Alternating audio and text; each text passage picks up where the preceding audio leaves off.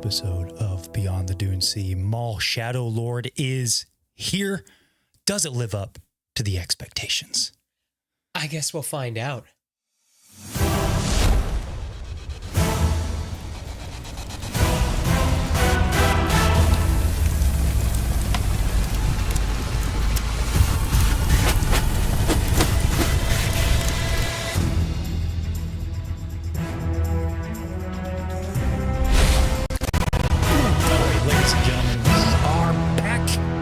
Nice to see you here. My name's Konnor. And I'm Seth. And boy, oh boy, we've got some new Star Wars to talk about today. New Star Wars? Can you tell what we're talking about? Any ideas? I don't know, with the ambiance. I know, right? I don't know. Look who's on your shirt. Who is that? It's the man. Who's that guy? Allegedly the man. It's the Shadow Lord. It's the Shadow. Because the Shadow. Because he's got a new show, Seth. He does have a new with show. With a 2-episode premiere coming out today. That is crazy. Guys, we're doing something a little bit different. If you've been around the channel for a little while, when we cover new Star Wars, we kind of have the tried and true formula. You guys have seen it before, but today we're in kind of unique territory because Maul as a character is kind of a complete character arc, would you say? Good beginning, amazing end. But what about that middle part? We know a lot of that middle, and I think we can infer a lot of this 15 years that this show is set in. It's true. So I still have a lot of questions. And you know what? In Beyond the Dune Sea fashion, perhaps, what about if we did a little, I don't know.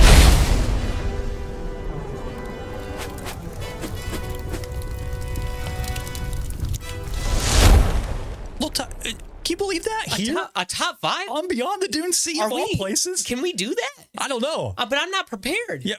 Well, hold on. Maybe we are prepared. Oh, that's right. We got a baby board. Listen, there is a reason. It's not just because we love whiteboards and we like to rank things. It's because we want to frame the next 5 weeks around this central question.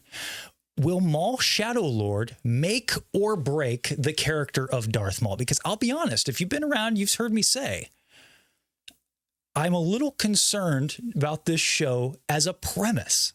That's all. Because I'm like, first of all, can Maul carry a show? We all know Sam Witwer's the GOAT. Mm-hmm. But can Maul as a character, can he carry a full story of his own? Especially a character that's so complete, right? Yeah. So we thought, Seth. Yeah. Well, we've got a top 5. And I'm curious, too, can a moment from this show make the top 5? Exactly. Yes. So we're going to do this here in today's first episode, this first live stream, and we're going to revisit this top 5 here in 5 weeks. Yes. And here's what I'll say. If there's not a moment, at least one, from the show that ends up on this top 5, I got some serious questions whether or not this endeavor was worth our time. Was your story worth telling? I know, and we're coming out with some hot takes today, Seth. Some fiery takes. Yes. Let's start off with number 5.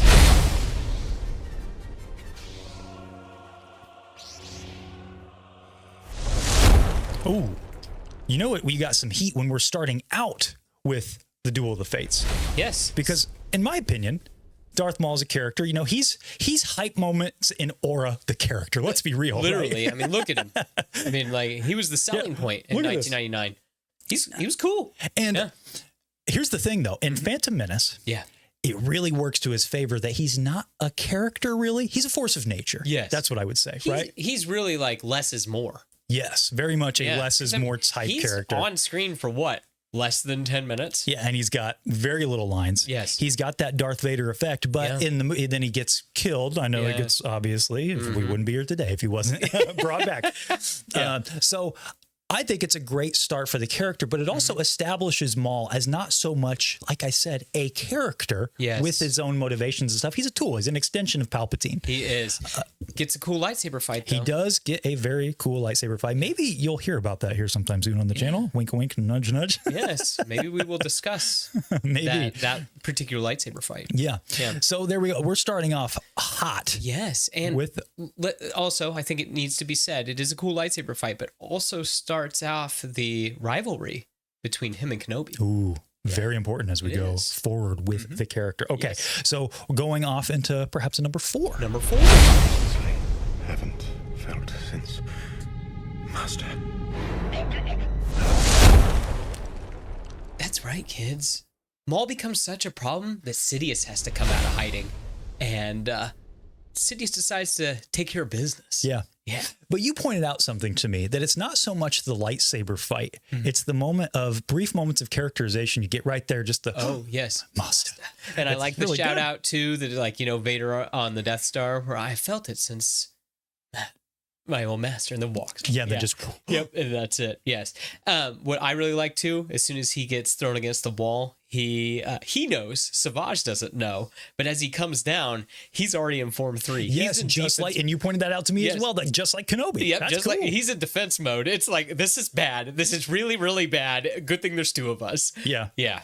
Great moment, Yes. great lightsaber fight, but does a lot for the character. Yes. And it's something that we're going to touch on this a little bit later in the episode, but there's a gap between the end of season 5 there and the beginning, or rather the end of season 7, Yes. where there was supposed to be a story told, the Son of Dathomir, that it was Yes. continued in the comics. I hope perhaps we get some fill in That in would the be show. nice. Maybe a flashback. Maybe something like that. That would be nice. Yeah. Yeah. That'd be cool. But That'd be cool. how about number 3? Number 3? What's number 3?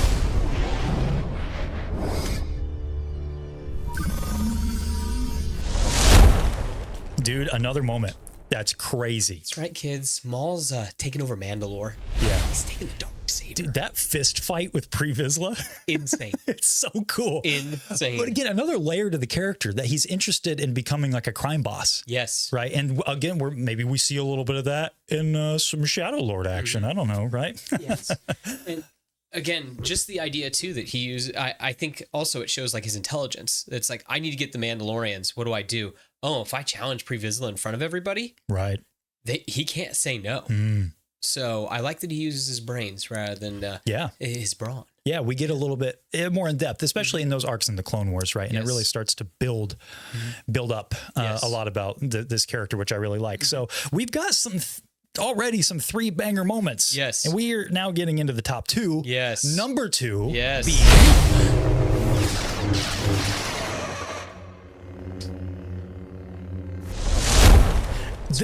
Oh, go ahead. I Sorry. was just going to say, that's right. A duel out beyond the Dune Sea. This is great. This could have been number 1. Yes. What a brilliant piece of animation. Perfect ending.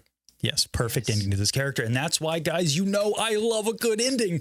Please don't sully the ending with Maul Shadow Lord. And I know you're hearing me say all this and you're like, gosh, what a negative Nancy. Don't worry, we'll get into it. We're just setting the stage. That's all. Just setting the stage. We like to look at this a little differently. Yes. It's okay. And my goodness, here we go. We've talked about Duel of the Fates. We've talked about Maul's death, the Darksaber. What's left? What could be left?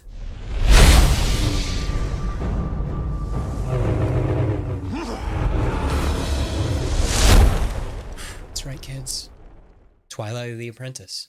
Phantom Apprentice. Phantom, I'm that sorry. one's in Rebels. I'm sorry, my bad. I get those Different confused Apprentice. all the time. Phantom, Twilight, Phantom, The Siege of Mandalore. The Siege of Mandalore. Yeah. Yes, and this is It's good stuff, man. is Maul at his best. This is his best scene.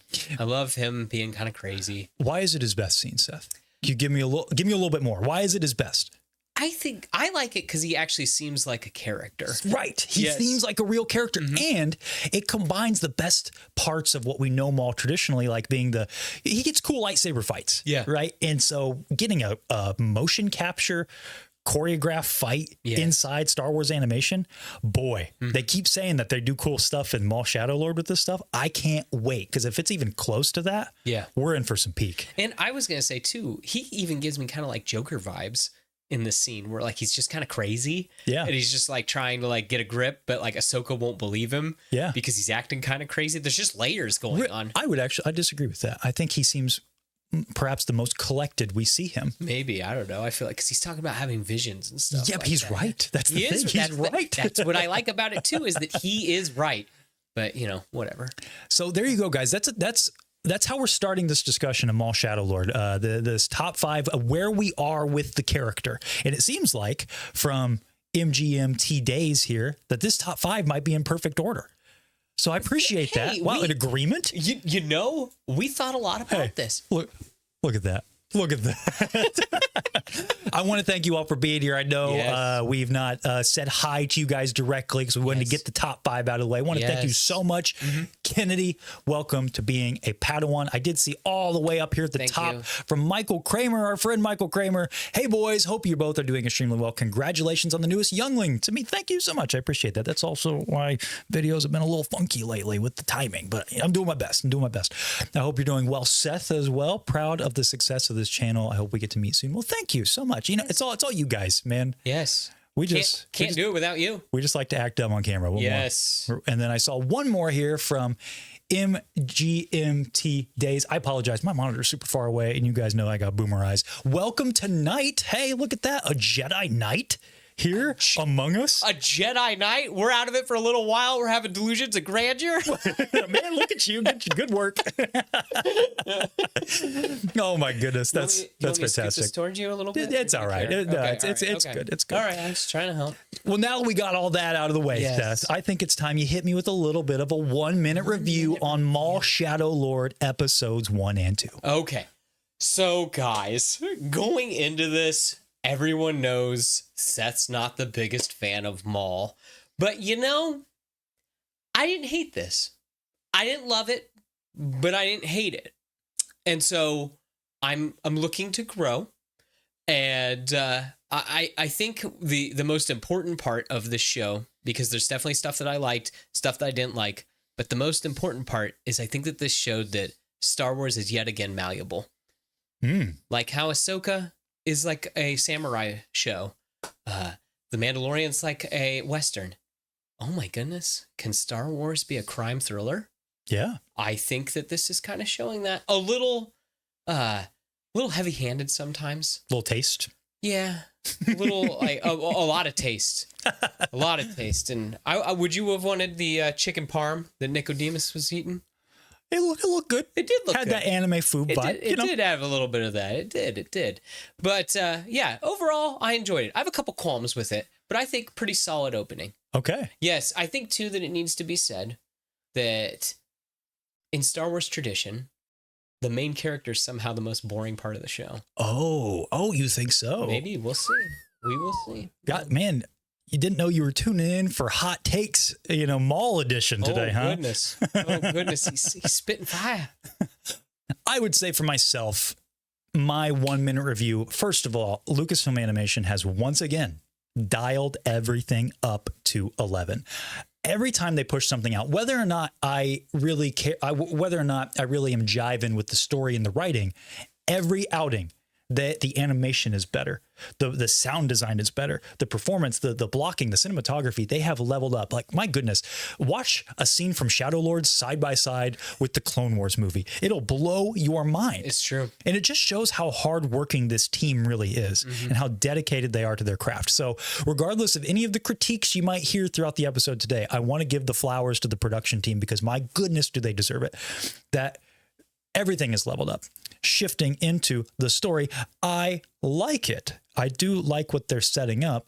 My concerns remain that I'm not sure that Maul is that guy yet. That's just...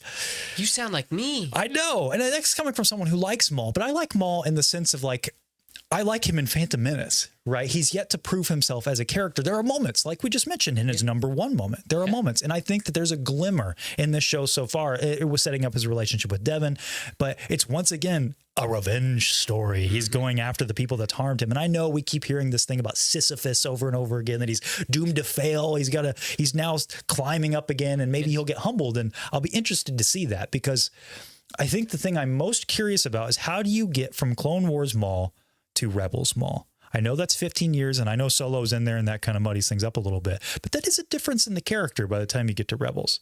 So I know typical. I went a little long-winded, but liked it. Cautiously optimistic. Production is fire. That's what you got. Yeah. That's what I got. That's what I got. So thought it would be fun if... again, in typical BTDS fashion, we do a little 5 takeaways action. And I thought first, as we were kind of dancing around it, why don't we start off with those expectations?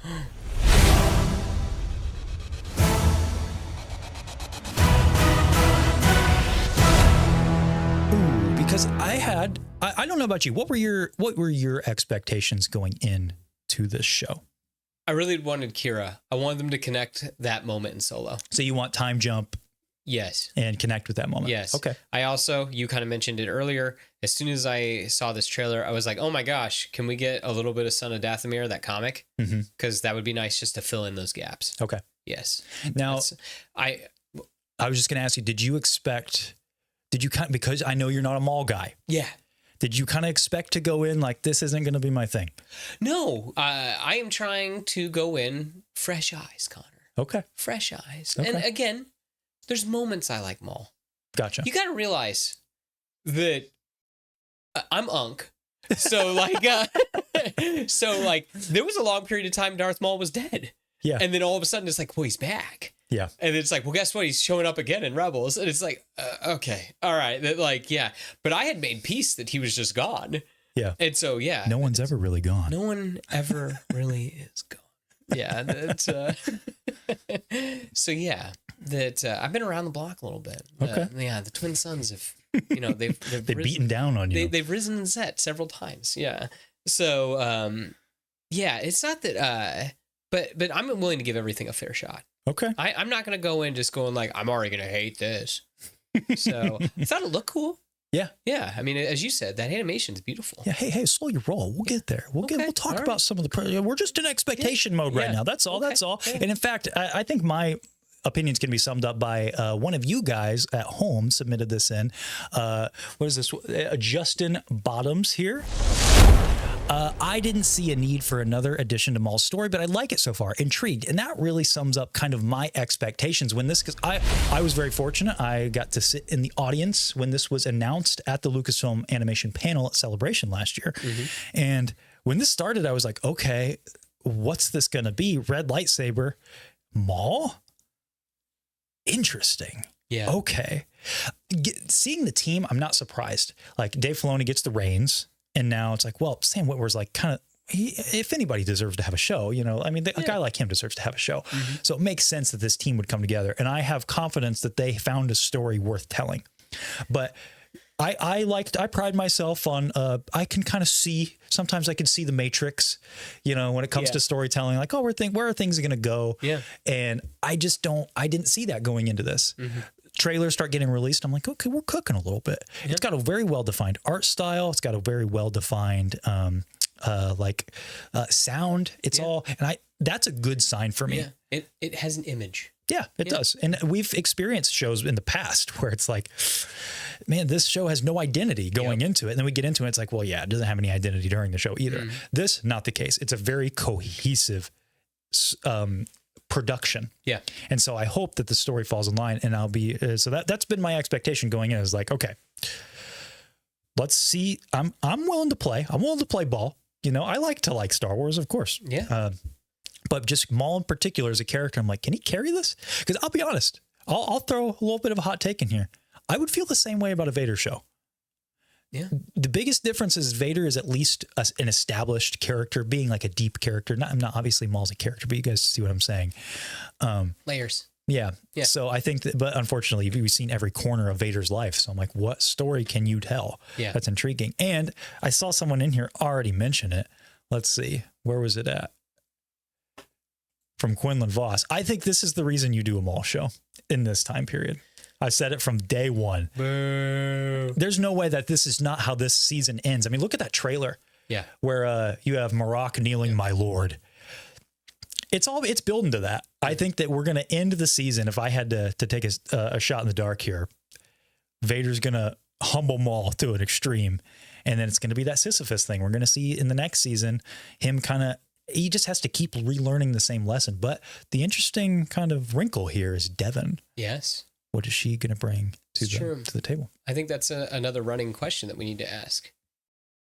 Devin seems similar to another Star Wars Legends character. Will she end up like that Star Wars Legends character? We'll come back to that. Yeah, maybe. We'll come back to that. We'll come back to that. What are you guys thinking? So I know this has been kind of fun because it's for the first time in a long time the Star Wars community is like all about it. Like, look at Quinlan Voss.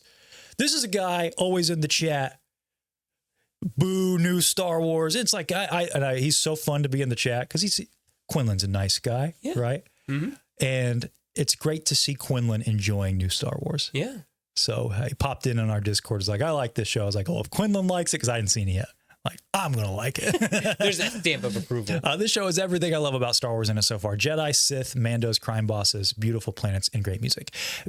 That great point there, because I saw an early review like a week before when the review embargo came up that said like, this is Andor, but with the mysticism. And I'm like, inject that into my veins. Yeah. Because I like Andor just fine. I think it's great, but it kind of misses what I like about Star Wars. And I'm with Quinlan. I'm like, I like to see this stuff. Give me that good kind of like crime thriller writing. Like, let me have some fun, but also give me some lightsabers, give me some force, give me Maul levitating a giant thing of gold bars and throwing it at a little guy that looks like Casman Paratus. That's what I want. That's what I want. Like, it has everything. You're right. Yes. The fan base feels alive again. It really does. And that's been so fun. Nice feeling. It is really nice for everybody to be on the same page. Yes. This can bring back the fan base if they nail the tone as a season. Don't give us some Disney happy-go-lucky vibes. Yes. Is this PG-13 Clone Wars, Konnor? I want to revisit that point here when we get to the story, because that is another concern. Yeah. That I have. That so far we're beating the allegations on, which I'm happy about. Yeah. Whoa, we have a 20 from, man, it blows me away how far Lucas Animation has come. I know. Yes. Gosh, they cook, man. Yeah. Every time, just when I think they can't get better, like they do. It's that whole painting the glass is crazy. Yeah. You know what? In fact, let's talk about that. The presentation. Yes.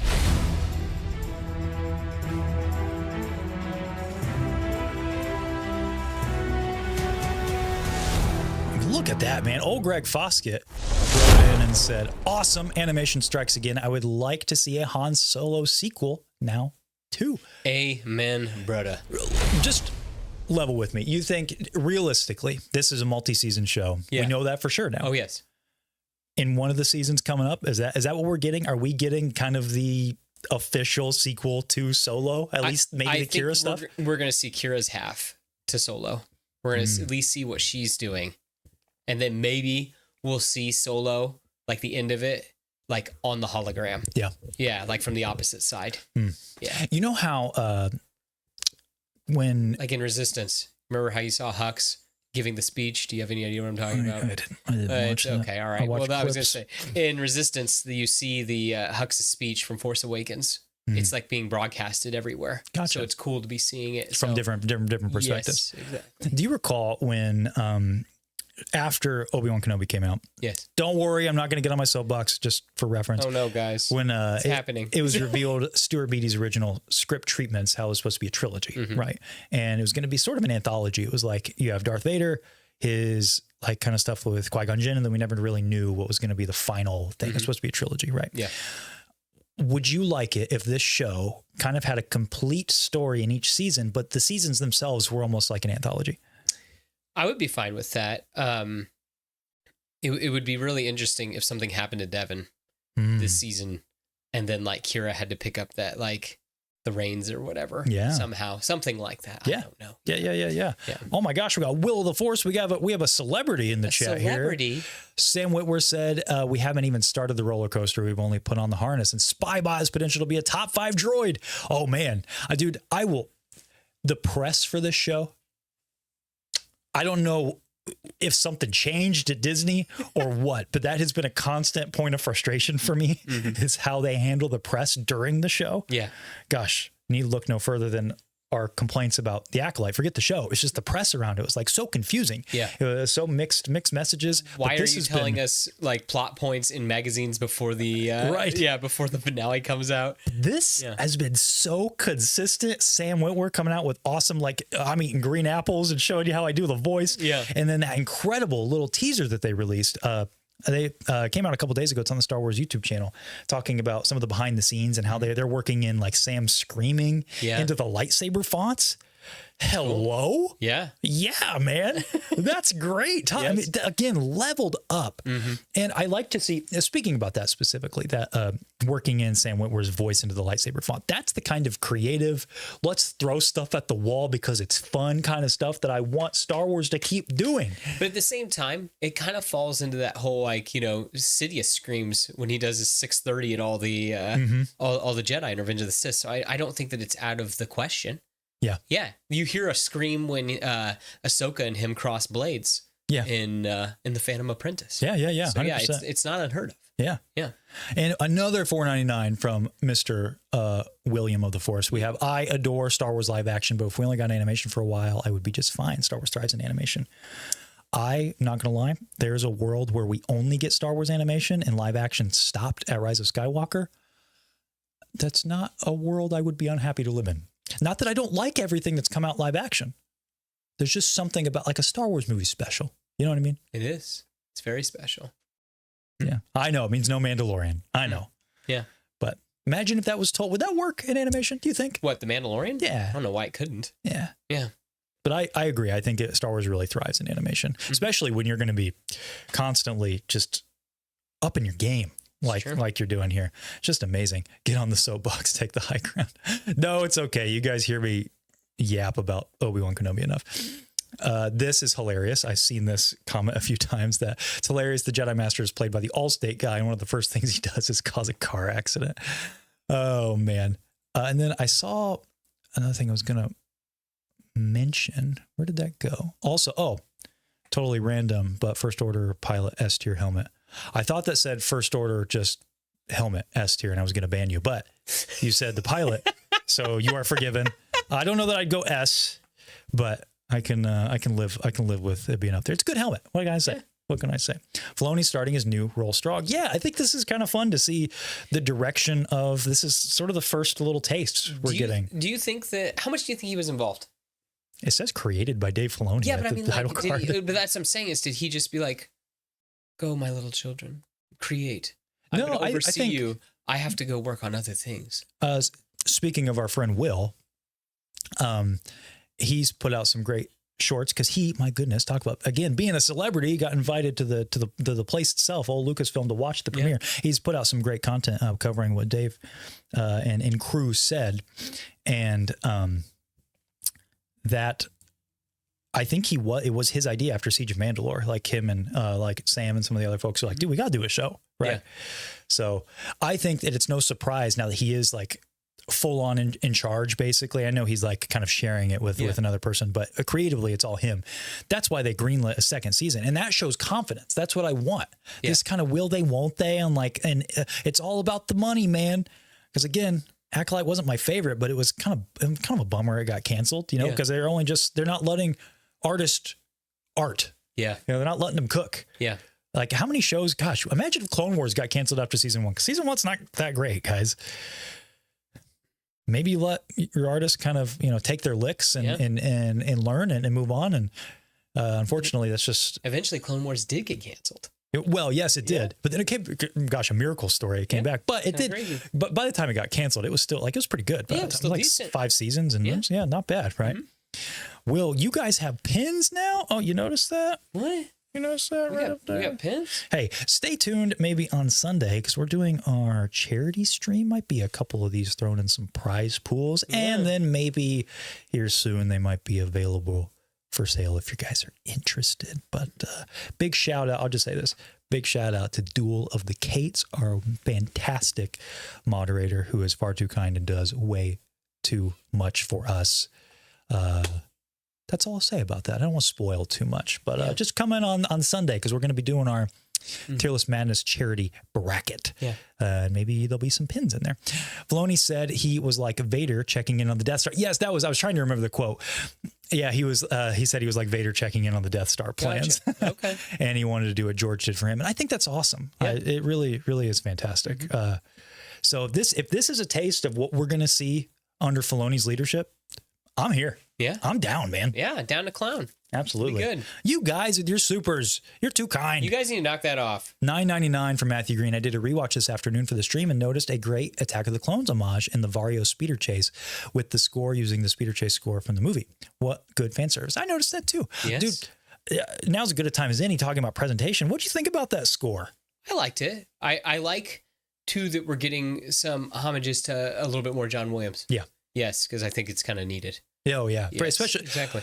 I thought him coming out was a little heavy-handed. Like with the Duel of the Fates. I was just about to say, because I think about that moment in our Rise of Skywalker review where it was the when Luke is lifting the X-Wing, he's using Yoda's theme, and you're like, well, is that just the lifting X-Wings out of water music? Yeah, is it? I disagree with that case. However, here, I don't think Duel of the Fates is Maul's theme. Yeah. You know what I mean? Yeah, no, I get you. And he does. He has that like... Yeah. It should have been something like that. I like the choral, the chorus, and like that's great. Yeah. I get it. I get it because Duel of the Fates is become just permanently associated with Maul. No, that's just the sound when doors open in Star Wars. Yeah, that's it. Guys, what in the world? We got more super chats. We got two back to back. You're being very kind. 10 from Dragon on Coke. I hope you get that taken care of soon, buddy.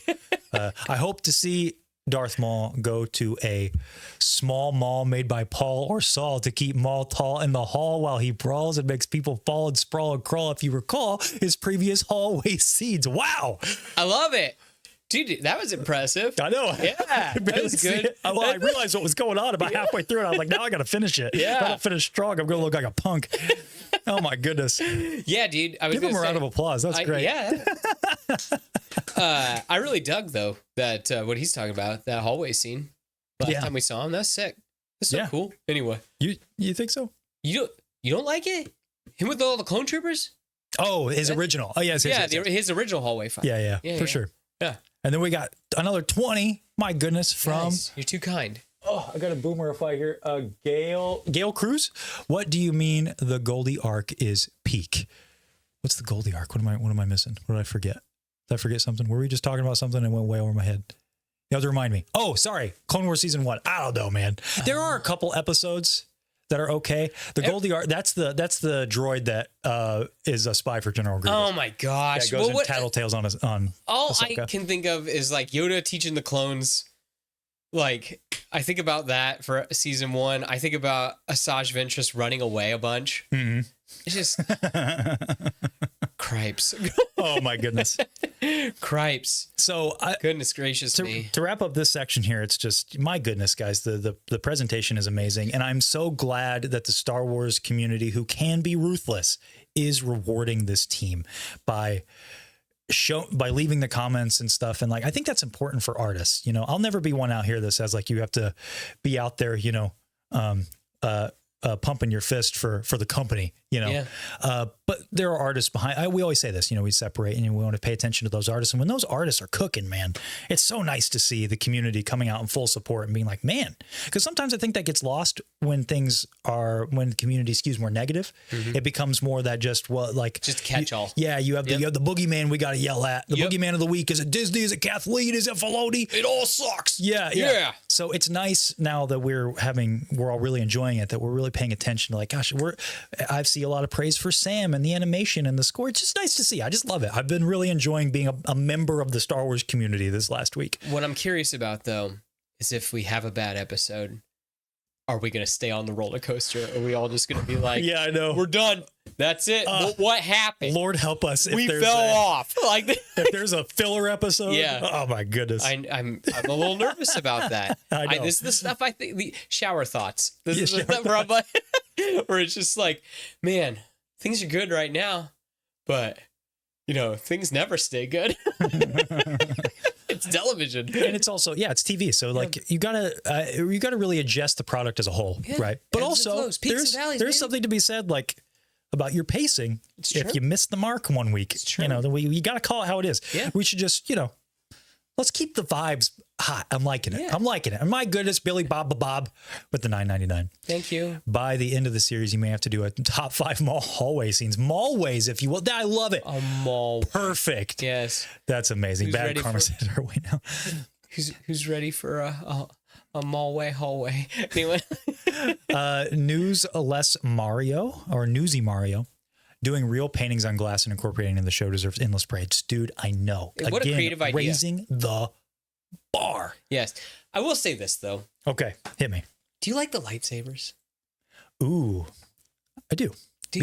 Because it was, I believe in that clip, another Whitwer quote, that the reason why the show is stylized the way that it is. Yeah. It's like no straight lines. Yes. Wiggly. If you pause at any moment, there is not a straight line in the show. Everything has noise. And it's because this is how Maul sees the show. And now, before we talk about lightsabers specific. Wow. Dude, I'm sorry. It's good. It's good. I like a cohesive vision. It shows confidence in your art. It really does. When everyone's all on the same page, it's nice. Yeah. Yeah. Oh my goodness. What are you guys doing? What's happening? With the 20 from MGMT days.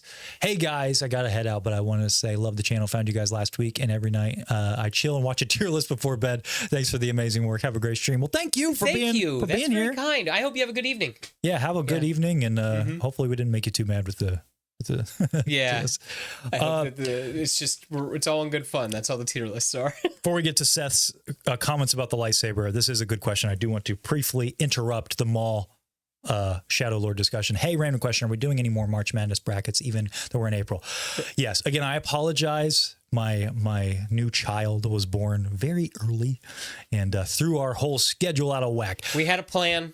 We're trying our best to stick to the plan. You should see Lightsaber Duels is the new one. The Lightsaber Duels refresh. It's a fun video, and it's coming out very, very soon. Yes. There may not be one more video after that. Well, Sunday, we also have our bracket for charity. And Sunday is our kind of tier list madness capstone, even though it's really not the end. There'll be another video, though. So just please bear with us. I'm sorry. And I appreciate you guys sticking around. The views, the supports have been great, and we're glad you guys like it. We had a lot of fun making those, especially the last one, the helmets with Kyle from Cause 3D.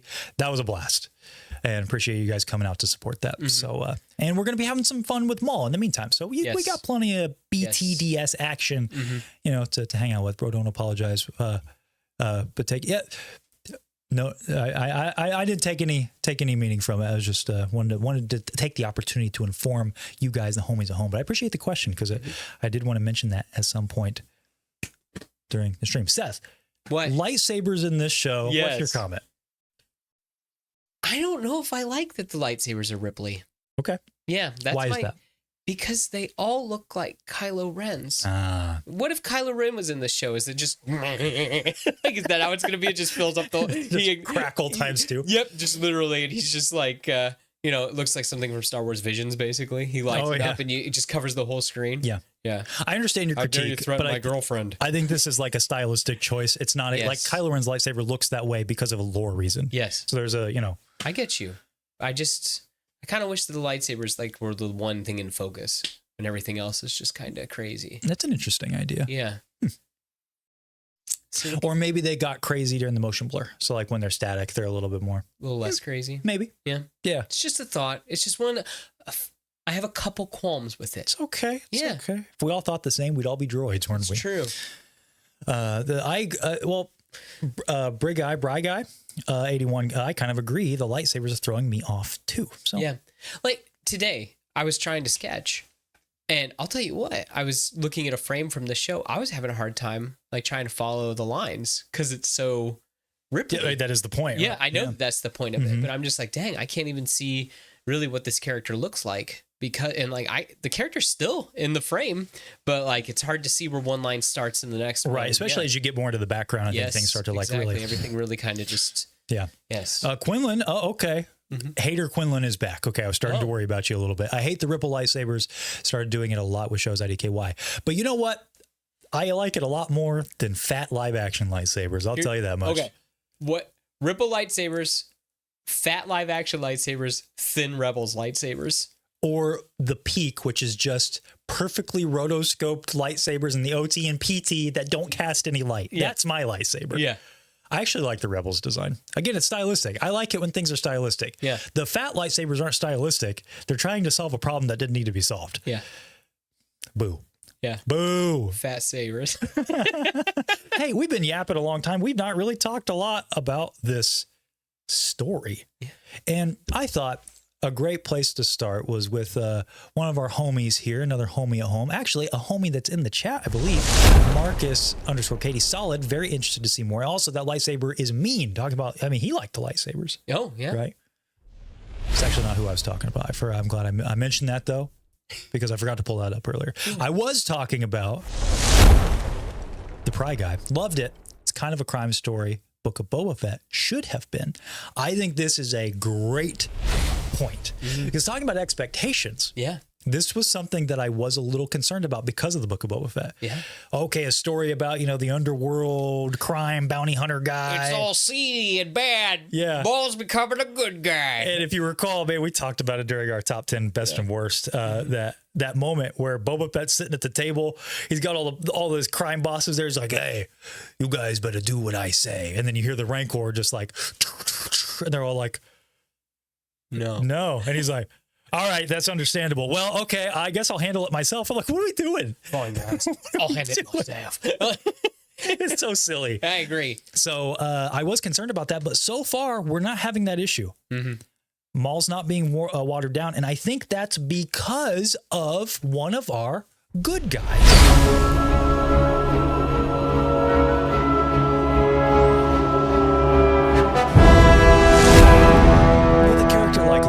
You get a balance to someone like Maul because now we can have a protagonist to follow because a hero, because Maul is still our protagonist and Lawson is a bit of an antagonist, I would say. Yeah. But what do you think? Do you think, were you concerned that we were going to go the Book of Boba Fett route with Maul? I hadn't really thought about that. I feel like that at this point, they'd learned their mistakes. Yeah. I was concerned, though, with Maul being the main character. Yeah. And I'm like, man, dude.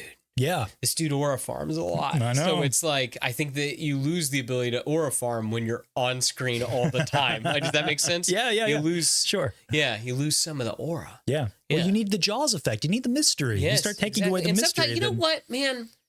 Gosh. With Star Wars, sometimes less is more. Yes. Yes. I think that's for life in general. Yes. So, distance makes the heart grow fonder. Yeah. Yeah. So that's why I'm kind of concerned about this altogether. But again, with Lawson, I like him. I don't have any, I think that he will be a fun foil to Maul. And I think that he has an interest, they're sowing seeds. There's interesting backstory stuff. Cause I'm just like, ooh, dude. We've seen dead spouses in Star Wars, but never just love on the rocks. Yeah. I think it's a testament to the show so far that we were able to introduce new characters and immediately endear our audience to them, because some Star Wars struggles with that. Yeah. Because partially they have such a pantheon of amazing characters that the storied history of the sequel trilogy. Why did we never see our original homies link up? Well, because if you did that, then it would take away the spotlight from our new guys. They'd overshadow them. So the fact that we're introducing Lawson and Two Boots, and they're like, I'm jiving with those guys. Yes. Like me some Two Boots. Mm-hmm. Maybe my favorite thing so far about this 2-episode premiere, the most George Lucas of everything. Yeah. The fact that the guy, the lawman who has a son is named Lawson. That's some George Lucas naming convention if I've ever seen it. And I'm here for it. I love it. It's great. Yeah.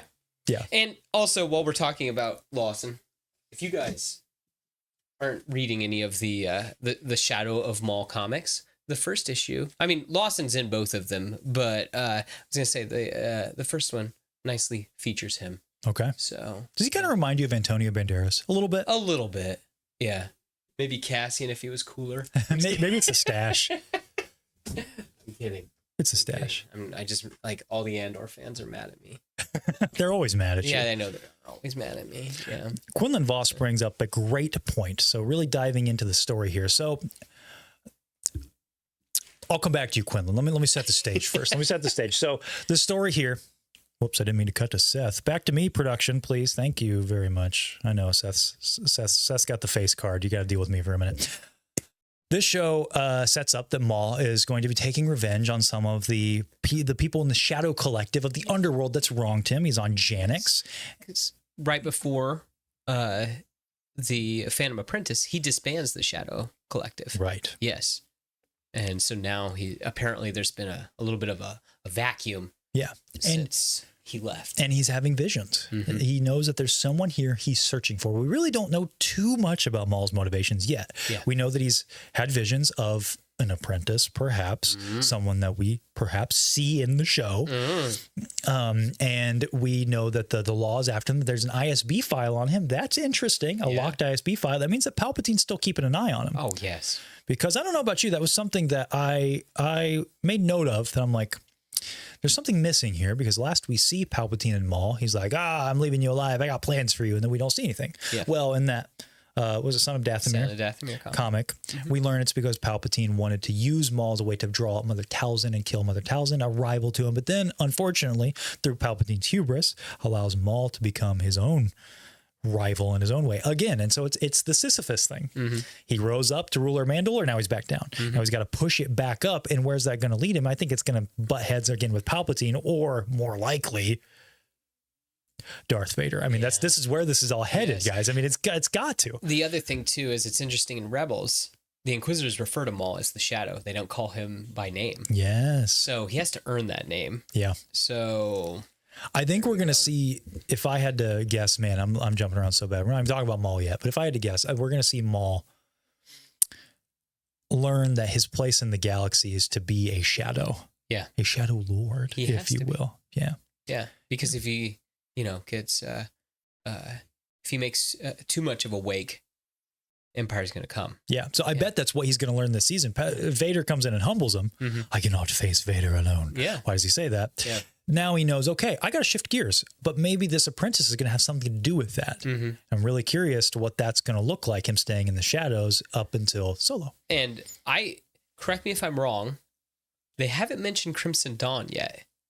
They did. When Lawson goes to meet that. Oh, did they say something about it? Yeah, Crimson Dawn. They also mentioned Black Sun. Yes. So, because we did know that's part of because it's the Pikes, Black Sun, and then I thought Crimson Dawn. I didn't know if what he will do is he will basically take control back over of Crimson Dawn specifically, and then use Dryden Voss as his cover, basically. So he can just hide in the shadows. Yeah. And control. Almost like a Plagueis to Palpatine in the Plagueis novel. Where do you think he learned it? Yeah. Learn from the best. Yeah. Yes. We'll get back to Maul. So speaking more about Lawson, I want to come back to Quinlan Voss's comment, which is way up there now. I'm just going to paraphrase. So why did Maul spare Lawson? This was perhaps my biggest gripe so far. Yeah. I'm putting a pin in it because maybe there's something there. Yeah. But the dude's like going nuts, and then he's just like, man, it pushes him down. Yeah. I'll hit you in the head. Yeah. Yeah.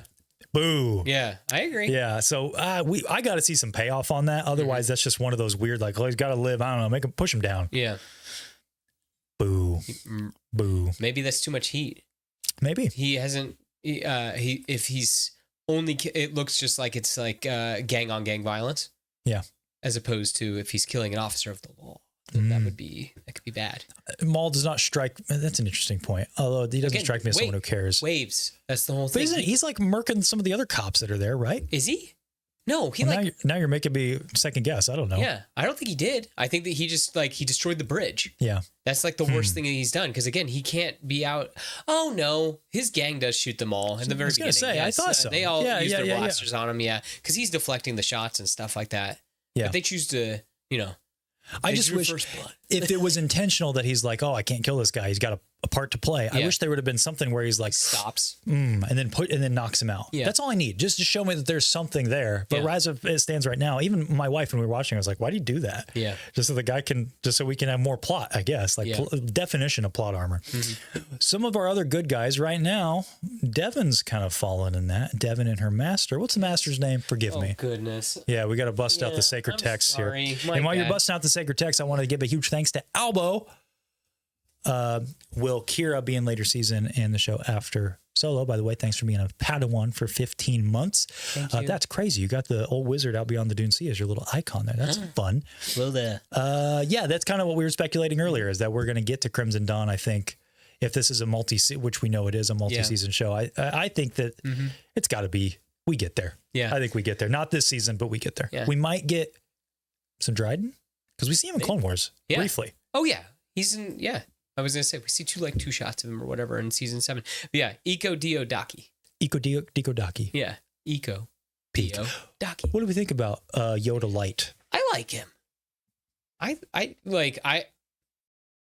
What I do like about this show is in this time of darkness, both the good and the bad since the Empire's in control, like the light side and the dark side are just trusting the Force. Oh. Yeah, that like Maul, okay. he's like listening to his visions. He will find an apprentice. Diodaki is like, the Force will provide. I know we're hungry, but the Force will provide. I like that. Yeah. Because all you can do, it's very it's like they all listen to Kenobi's message. Okay. Trust in the Force. Yeah. Yeah. Okay. Yeah. Since everyone has to go into hiding. I think that this Jedi Master character is going to be an interesting. He's clearly a Yoda-esque, like he's a Yoda stand-in. And I think for a reason, because we need Devin to see, like, he's not wrong, but he's giving the advice at the wrong time, I think. And it's, unfortunately, it put Devin kind of in harm's way. Like, it put her in jail, put her in the clutches of Maul. Now, we know from the trailers that they're going to link back up, but I imagine Maul's going to get his hands back on her again. And so I'm interested to see how that all plays out. Yeah. And what's going to go on with this Jedi Master. I think that he's doomed. Yeah, he ain't gonna make it. No, he gave me Master Terra Sunube vibes. He gave me that as well, although a little more spry, perhaps. Yes, which is good. He's flipping trucks, all like all Dark Knight style. Yeah. So we got a really great start with a lot of these characters. Again, not a lot to chew on just yet. I think if I could have a thesis for this premiere, it's a lot of nice foundation. Yeah, not a lot to chew on. Yeah, and that's okay. Yeah, where there's a lot more show to happen. Yeah. But I'm liking a lot of our good guys. We want some cake with that icing. Yeah. Gotta be careful. Yeah. Too much icing makes you sick. That's a great point. Yes. Maul is icing. Yeah. True. Yes. And one cannot live on icing alone. I think isn't that in the Bible? It's in a cookbook somewhere. I don't know if it's the good book, but no, paraphrasing a little bit. Yeah. From Matthew Green at $4.99. Thank you. My goodness. Yes, thank you. More like Jedi Master Batman on with all this sneaking around and disappearing. Yeah, dude. I mean, it needs to be said. This is wearing its inspiration on its sleeve. This is Star Wars: The Dark Knight. Dude, gosh, I feel like it's almost too on the nose. Yeah. Especially like starting out with a bank heist. Don't get me wrong. I love me a bank heist, but using the cords to cut the police off. Flipping the truck in the second episode. I'm just like, there's a lot of callbacks to the Dark Knight here. Yeah, it's like someone watched the Dark Knight and was just like, I've got it. The only thing that takes me out of it, is the police cars.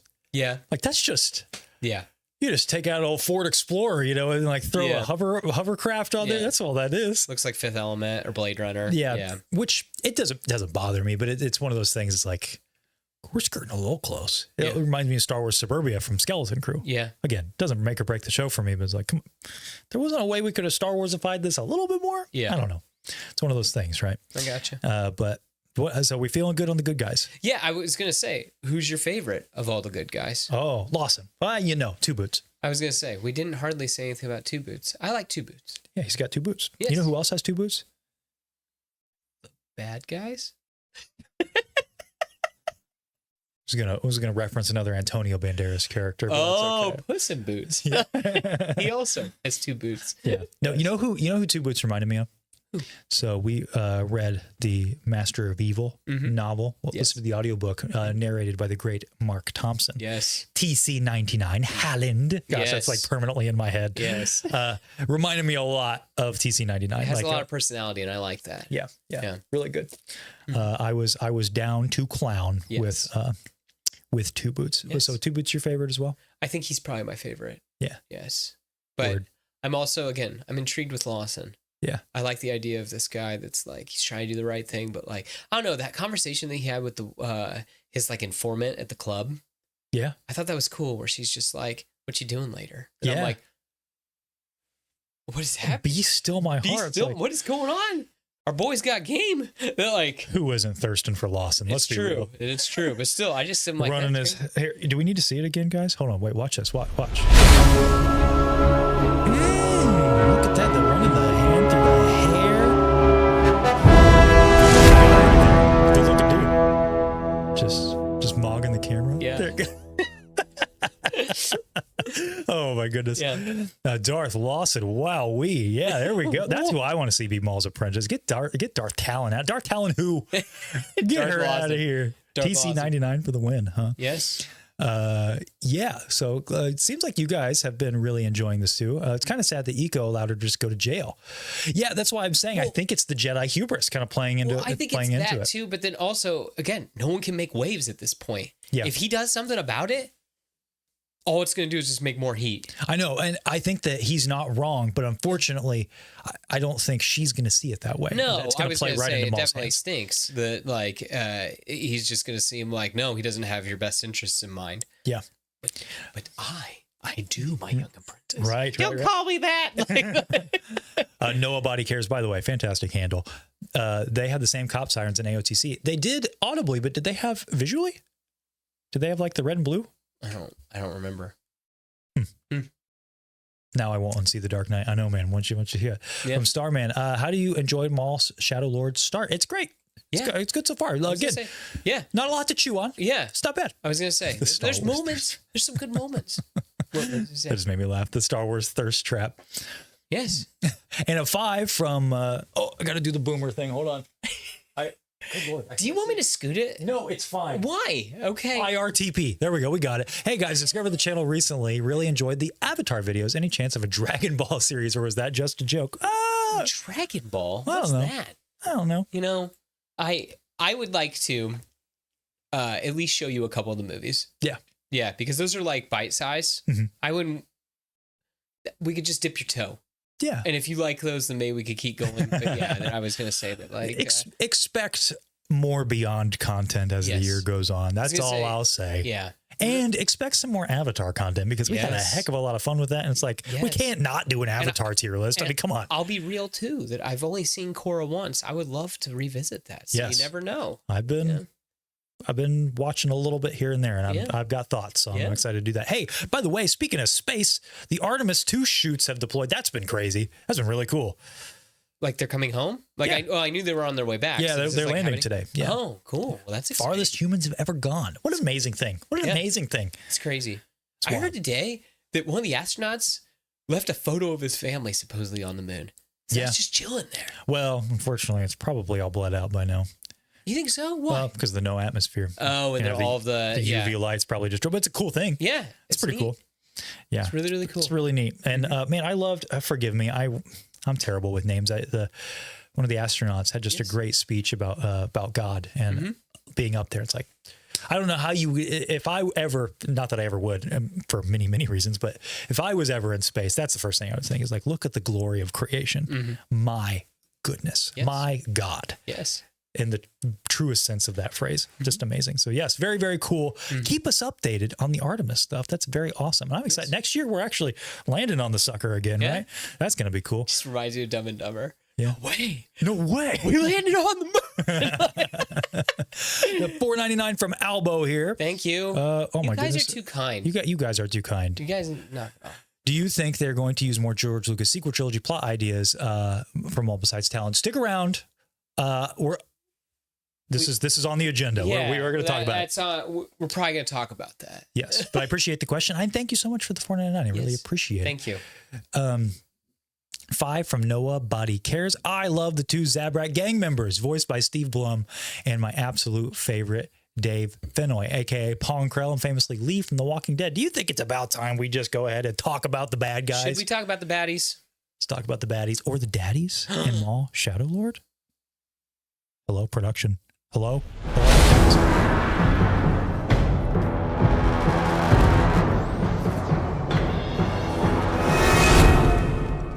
Wow. The Pikes. The bad guys. The bad guys. The bad guys. Yeah. Okay, so the 2 Icarus and Scorn. Yes. Hey, I just want to let's just talk about the gang as a whole.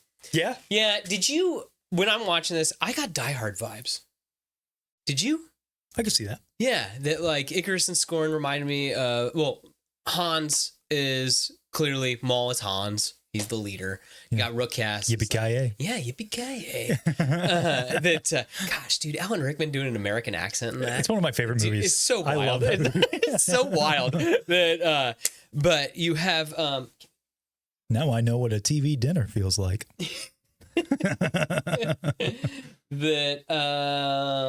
Gosh, there we go. You have the twins or the brothers. You have Icarus and Scorn, but then you have the two blondes that in Die Hard. Then you also have Theo, and that's Spybot. And then you've got Rook Cast as kind of like the second in command. I don't know. I just felt like they were like ticking all those boxes. Yeah, well, they've done a great job of just matching that kind of crime thriller vibe. So I definitely, I wouldn't be surprised if it was intentional. Yeah, I don't know. I just kind of felt like Die Hard. The little lore that Scorn and Icarus reminds Maul of his dear lost brother. It's a little taste of that humanity. It's cool, I guess. I don't know. Hey, they're home. The Artemis 2 has splashed down. Woo! Woo! We're over here talking about dumb space movies, and there are people actually going to space. I was about to say, here we are talking about space wizards, and then there's actually like space people coming back. Yeah, that's cool. Crazy good. Cool. What a time! What a time! Yes. But your favorite member of the gang, and you can't pick Maul. That's not fair. Oh, it's Rook Cast. Really? Yes. Rook Cast. Rook Cast. Okay. Yeah, always has a soft spot. I'm hoping that she'll eventually be the armorer. Yeah. Do you think that has legs? Yes. I think it has to. I think that at the end of all this, he's going to have to just abandon the gang, or the gang all dies, pretty much. Yeah. Yeah.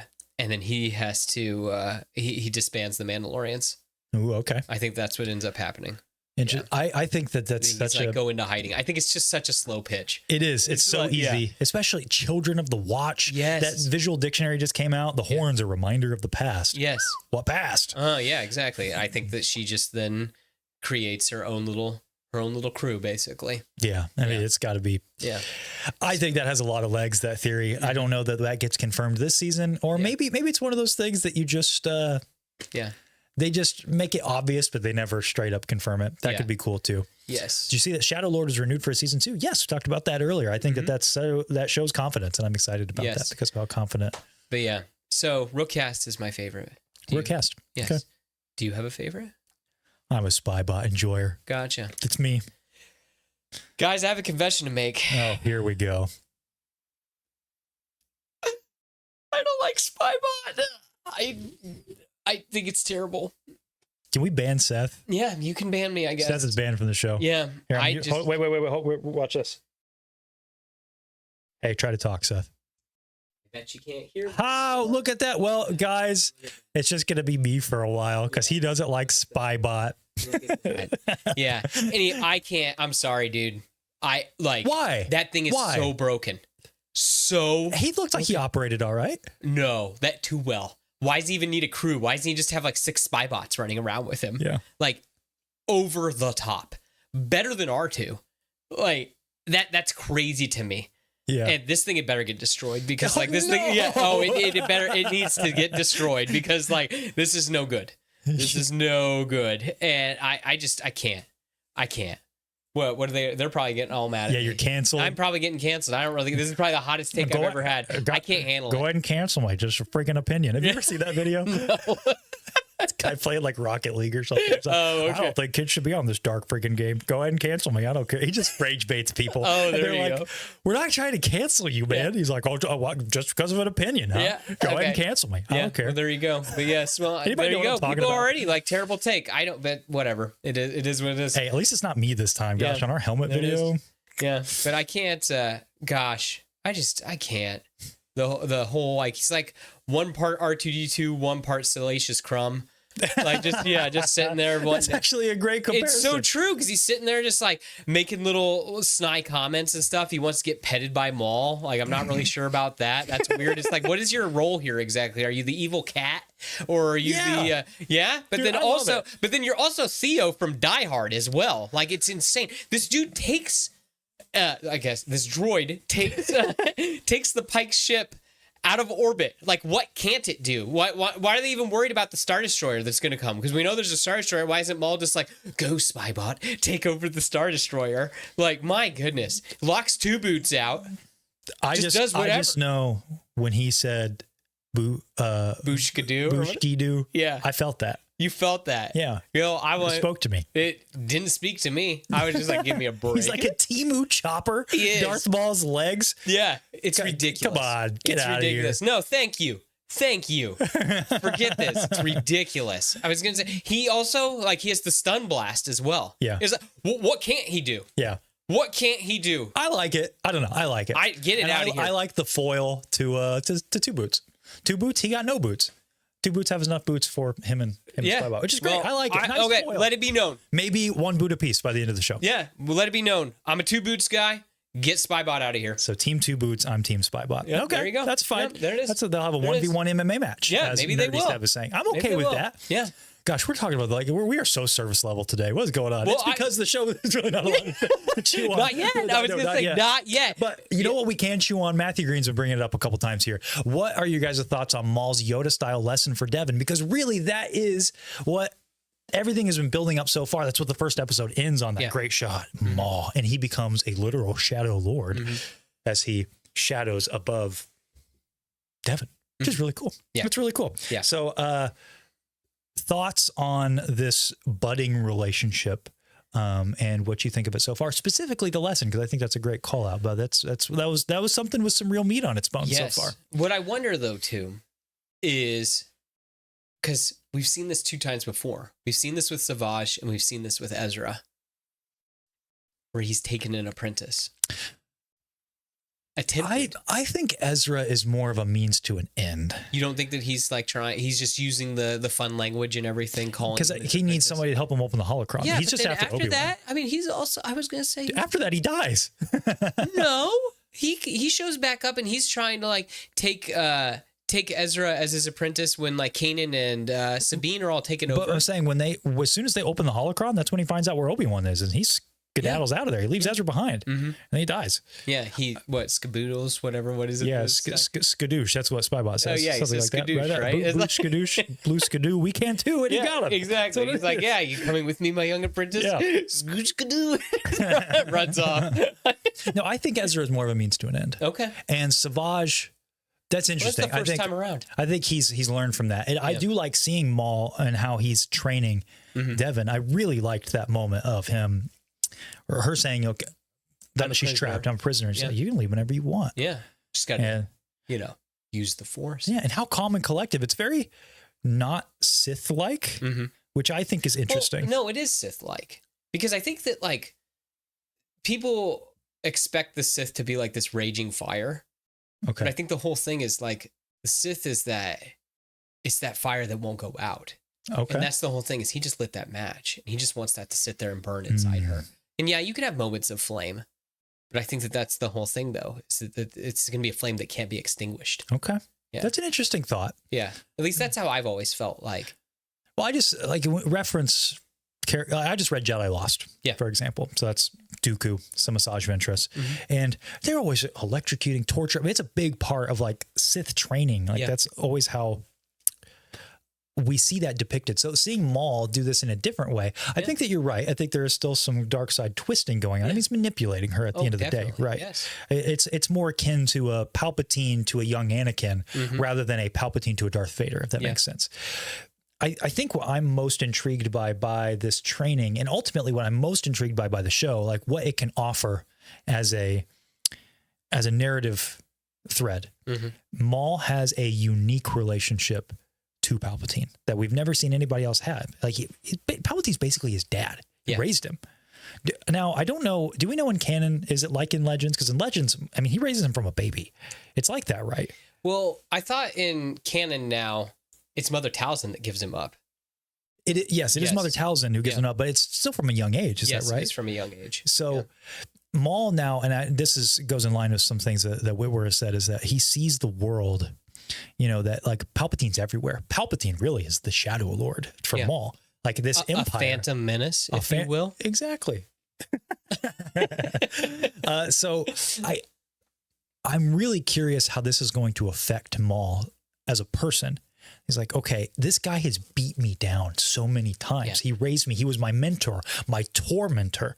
And now he's lording over my life. He was my dad. And when I look out into this world, all I see is the hand of Sidious. How do I combat that? Well, the Force is telling me I need this person. And it's interesting to see in almost an act of kindness in a way. He's giving Devin agency. And that's why I think it's different than an Ezra or even a Savage. I think that he says to her, though, He says about her that he's going to use her to help defeat Sidious. He's going to make a weapon to fight against. Yeah, but it's just how he's going about it is definitely like you can tell he's learned. Well, I was going to say too, they're uninitiated. Yeah. As soon as but we are initiated, aren't we, Devin? Yeah. He'll start being mean. Oh, undoubtedly. Yes. But it's how it's starting though. Yeah. Is interesting for the character. I'm excited to see how that goes. Yeah. You got to read this from William of the Force here. Hold on, check this out. Oh, whatever. I don't. Spybot. Just go ahead and read it.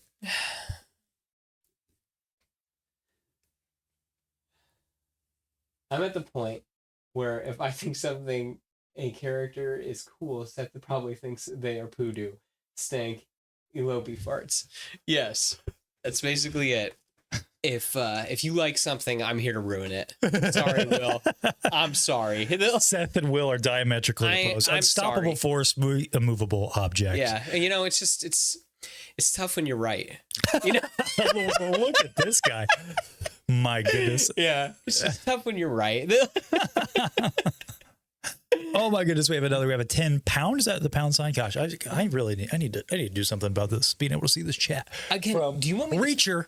No, I'm fine. I'm fine. Reacher, good show. Reacher. This channel has been a great addition to my Star Wars nerdy watching. Whoa. Maul is a top 3 character for me, and those episodes were bangers. Team Spybot, thank you.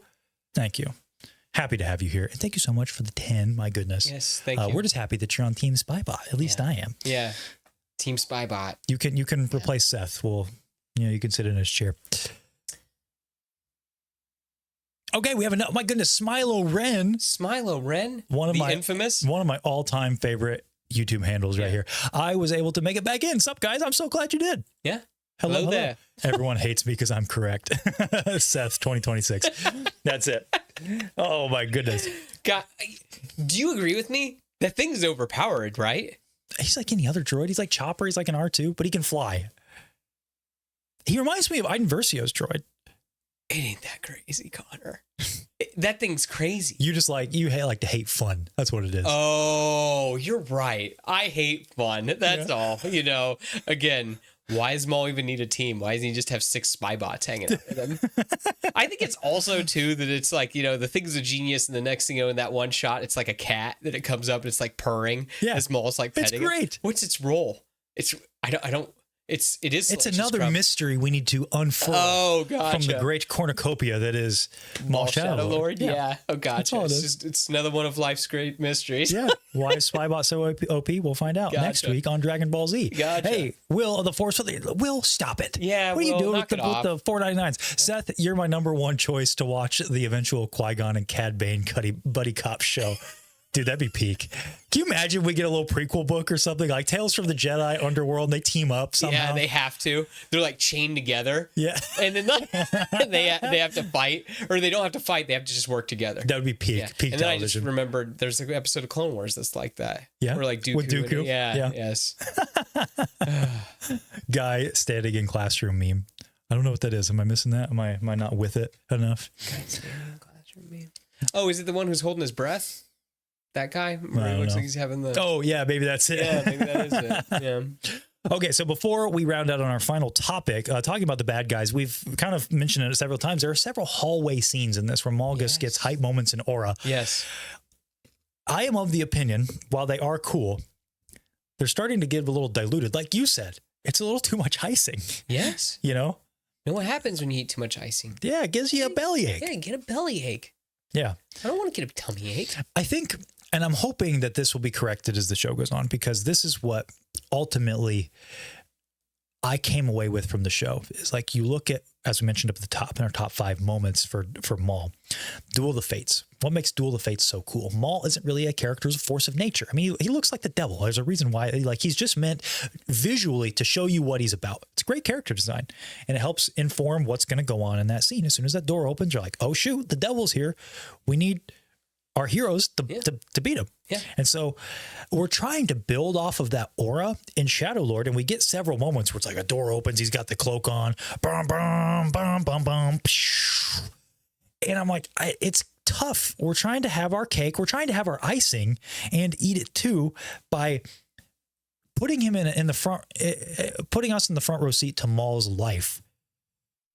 It's hard when you get that big of a peek behind the curtain, he loses a little bit of that aura, a little bit of the intrigue. A look into the shadows. Now, I've got a question. Okay. Something else I thought about.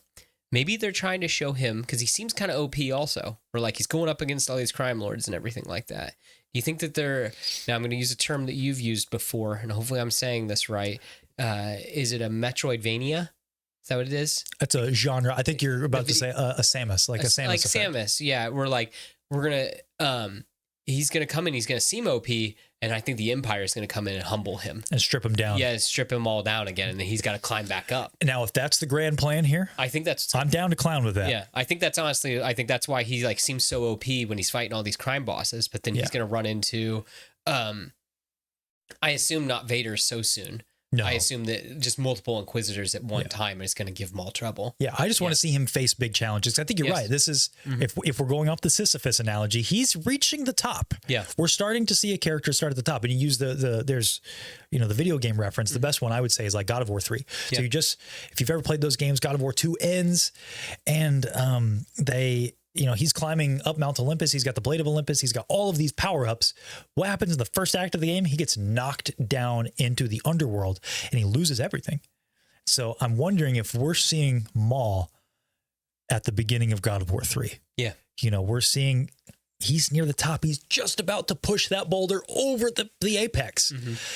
And he's about to get humbled, maybe physically by the Empire, but maybe spiritually, emotionally by these two Jedi. Yeah. And that's going to be really interesting to see. And I think I have to give a lot of credit to the creative team. I think that's probably where we're headed. But just on its own right now, there is some Maul way oversaturation, as Billy Bob so eloquently put it up there. Mm-hmm. Because the choreography is great and stuff. It's just, can we have a new venue? Like everybody has to have a hallway scene. Yeah. Can we? Billy Bob just also said, yeah, Spybot is a better Decepticon than he is a droid. He reminds me of Soundwave. Yeah. That is perfect. Where it's just like... Dude, why do you even need Maul? Spybot should just be running the show. Goodness gracious.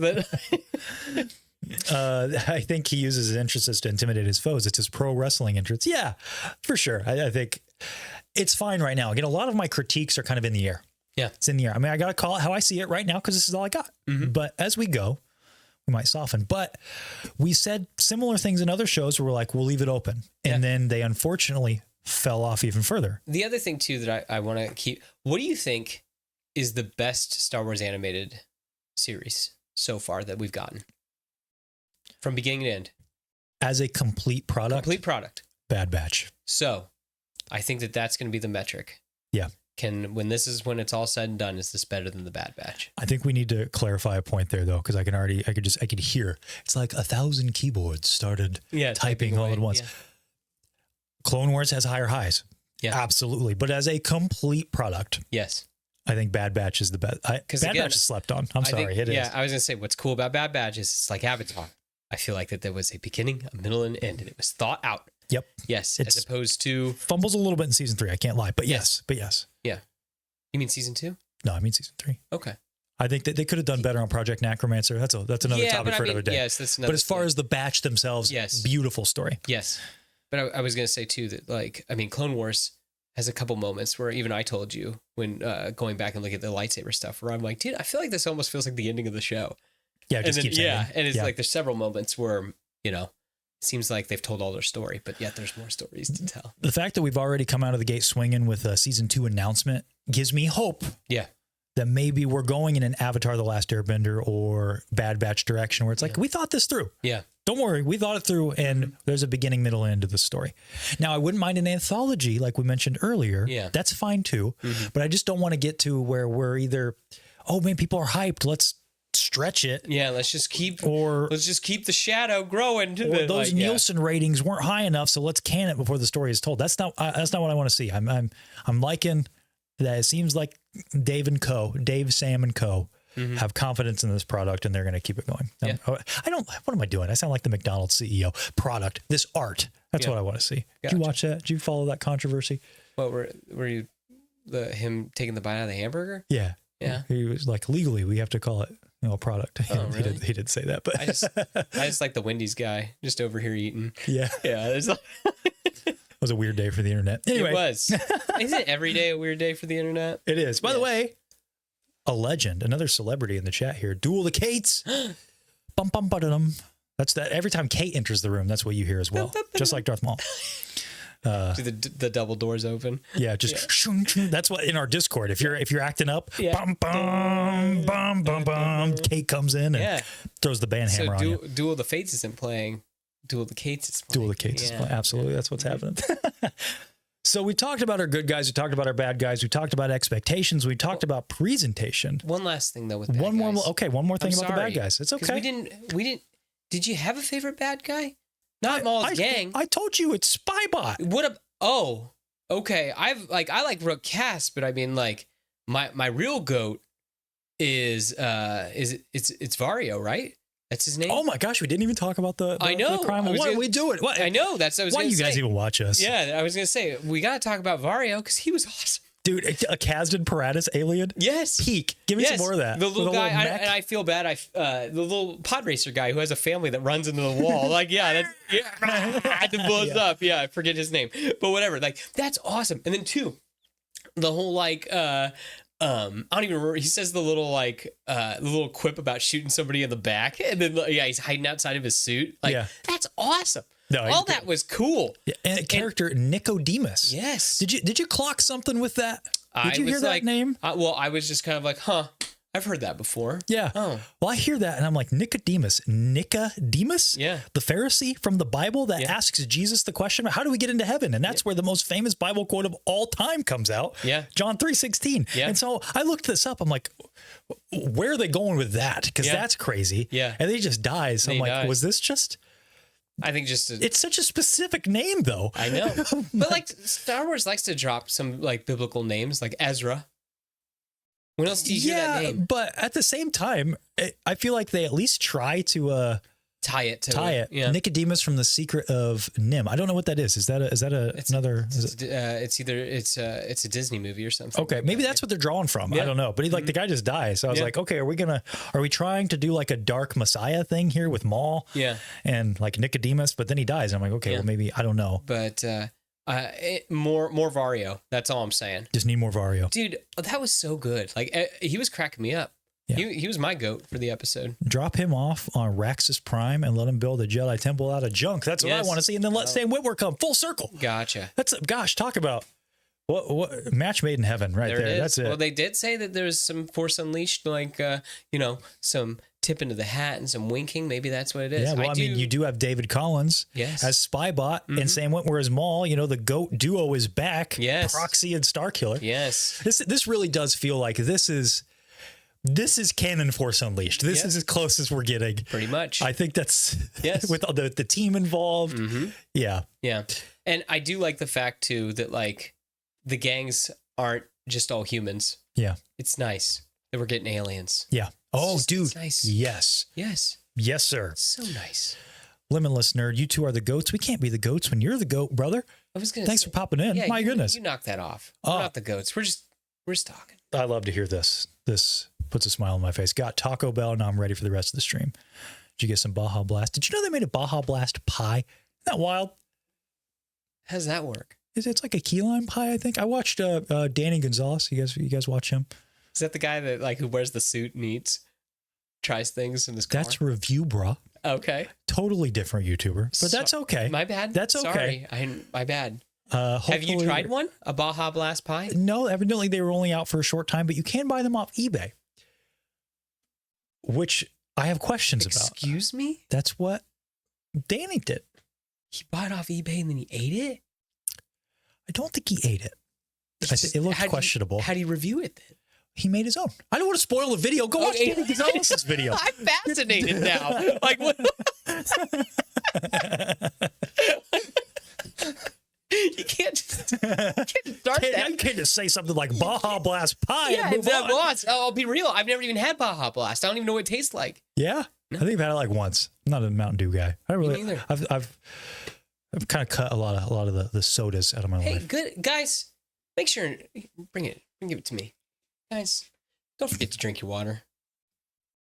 So like too many people forget that. Yeah. Make sure and drink your water. Don't drink your calories. Another YouTuber I like, Mr. Matty Plays, he ends all of his videos with, stay sexy, stay active. I love you all. Peace. And I'm like, you know what? Word. Yes. That's it. Yes, definitely. Yes. Seth has never lived because he's never had Baja Blast. Look, guys, pay attention to this. Look at this man's face. Look at it right now. Here, ready? Watch this. Hold on. I'm going to give you something. Hold on. He hates Spybot. He's never had Baja Blast. Hold on. He hates Maul. And hold on. Wait, we got one more. Hold on, I gotta get my corners here. You guys are just really getting. Also doesn't like Qui-Gon Jinn. This is the guy that you tune into. Keep that in mind. This is the guy. You really call me out here. Now I got to fix this. Hold on. You're going to see our background. Look at this. Isn't that cool? Yeah. All the VHS tapes. Yeah. Well, the Force helped to make us that. He did. Yeah. Okay, this was a mistake. This is taking way too long for me to fix. Exactly. And then now you've done this. Look what you've done. I can't believe you've done this. There we go. Yep. The face of objectivity. Yeah. Leave Seth alone. Yeah, exactly. Leave him alone. Even the stormtrooper is judgmental. Hey, I'm on Team Seth, and I'm not liking Spybot either. Okay. Hey, thank you. You know what, Ray? Gosh, I knew that a lot of my takes on helmets were unpopular, but it hurt my feelings to see so many Team Bozos in the comments, because I had that comment where I'm like, you Team Bozo or you Team me? A lot of people proud to be Team Bozo. Hey, I'm like, you know what? I'm leaving. That 29-minute marker in that video, that might be some of the funniest we've ever been. Sorry, I feel bad that some of it was at your expense. All of it, gosh. Hey, well, Tier List Madness ain't over yet, Limitless Nerd. I know it's been crazy, but it's still coming. There's more madness yet to come, and you know what? There's more madness. There's more Maul yet to come too, because we just had this amazing 2-episode premiere. Well, Seth, what's next?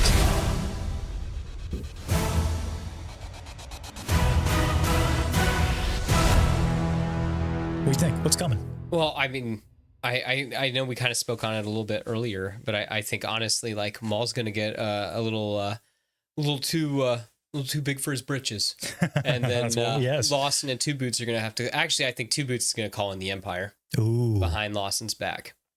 I think that's what's going to have to end up happening, because it's an interesting call. If you read these comics, Two Boots is really like trying to go by the books. Mm-hmm. Yeah, and Lawson's really like, he's a renegade Cap with nothing to live for. Yeah.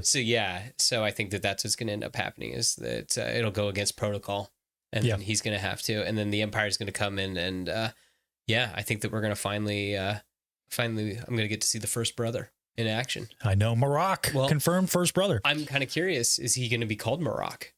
Or will he just be the first brother? That's an interesting thought. Yeah, when he's reanimated, he earns that name. You think we're reaching way back in BTDS history here? Yeah, okay.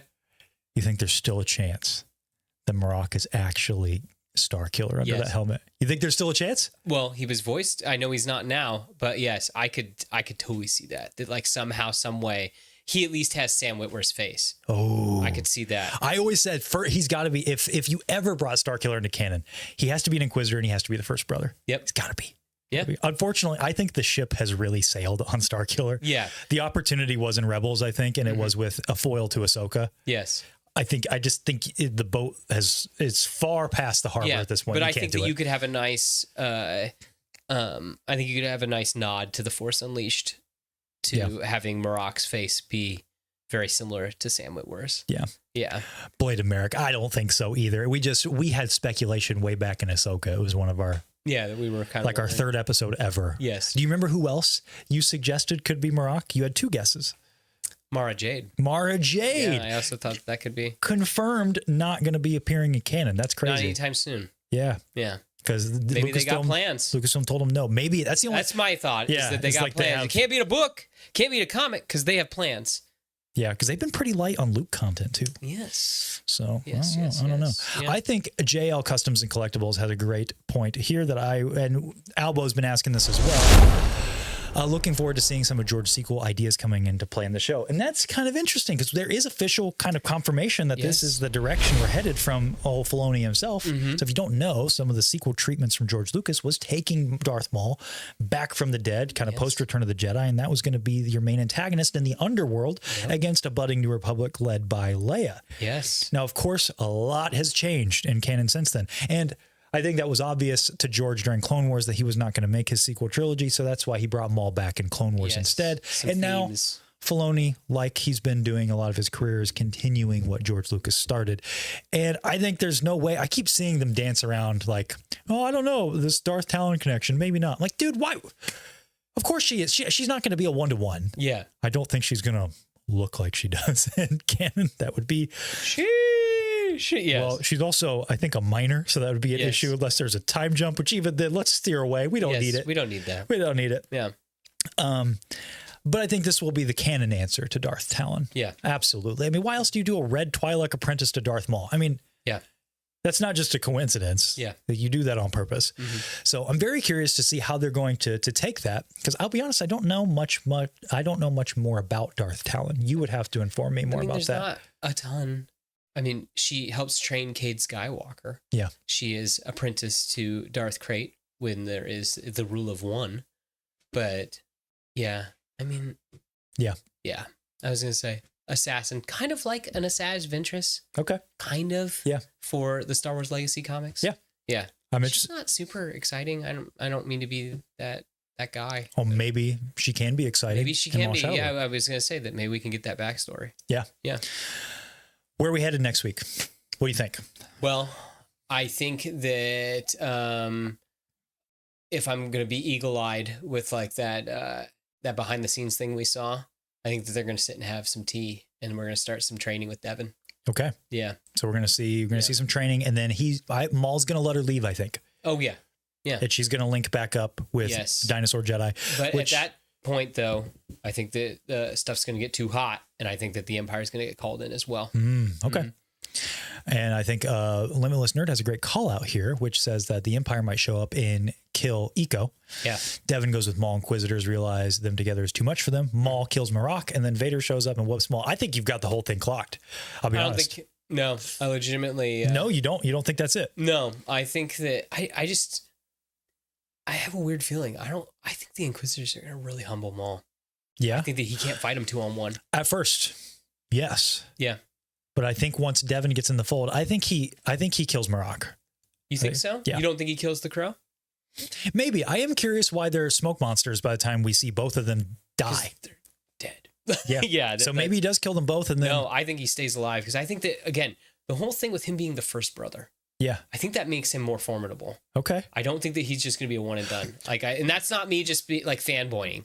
I think honestly that he's going to be kind of the leader of the two of them. Bear with me. How about this? How about this?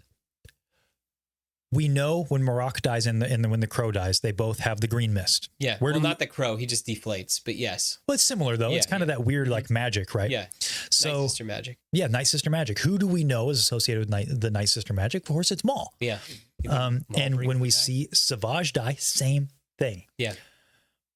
What if Maul does kill Marok and uses his connection to Mother Talzin? Yeah.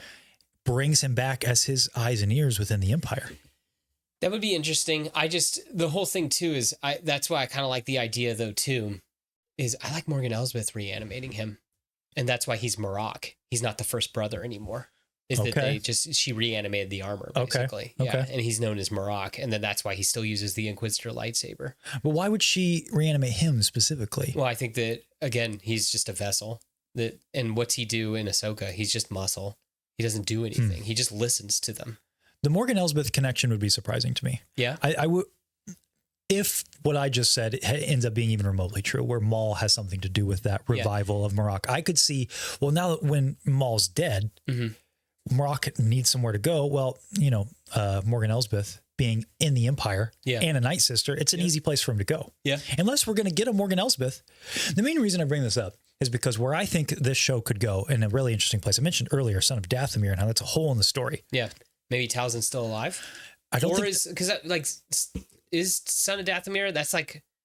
I think it's canon. I was going to say, it's like soft canon at the very least. I think it's canon. Okay. But I think... But comics can be changed. Comics can be changed. Comics can be changed. That's a little bit above comics, though, because that was supposed to be an arc in Clone Wars, and we know that they kind of stick to that. It was, but still. Look no further than Dark Disciple. Yes, but still. Yeah. You never know. Sure. I mean, they could definitely make some tweaks. Maybe they pull her into it somehow. Well, the reason where I was getting with this is bringing up our friend Will of Force again. He got a unique opportunity to interview one-on-one Sam Witwer at Rebel ScumCon last year, which, by the way, Rebel ScumCon, you should absolutely go. It's in August 7th through 9th in Texas. We're going to be there. It's going to be a good time. Anyway, shameless plug for them. They're not sponsored us or anything. We just really like those guys. Yes. Kind people.